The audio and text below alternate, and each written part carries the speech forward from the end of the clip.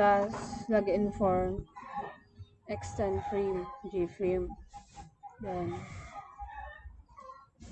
so your class login form extend the gframe, meaning as this class as window at inherits all gframe feature like size, close, operation, visibility. So GUI has private field, user name files, private password, private field. This store the input of the username and password.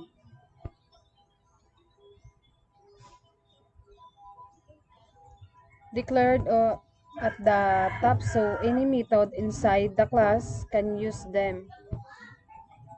All GUI is built. Then seat title login form. So size is 400, 250. To seat windows title seat size automatically close sa program with Windows closes. Centers the windows on the screen. So prevent user raising the window. Then main panel as the panel as a container of all components. So as the container for the all components. Use non-layout, meaning you manually set a position and size, set bounds. And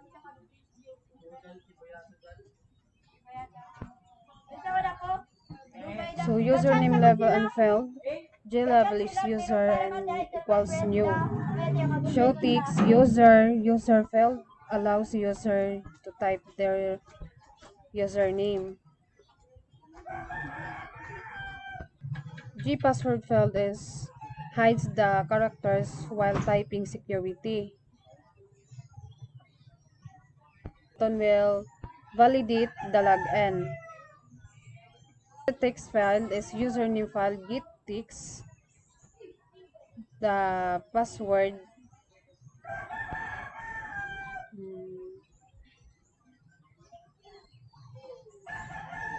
The password field forgot password, so compare with a fixed login username admin password 1234 to show dialog depending on success or fail.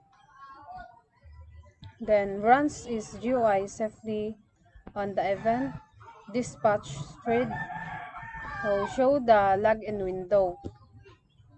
So GFrame is create on the main window. So GPanel is hold all components and G-level is text levels. So G-text field is user input. G-password field is hidden password input. In G-button is login button. In action listener, check username, password. So G-point pin is show. This is the output of code.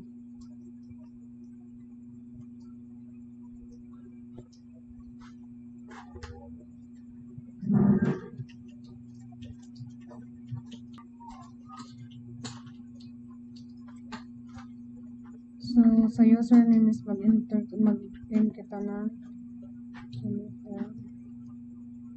Then sa password is 1, 2, 3, 4.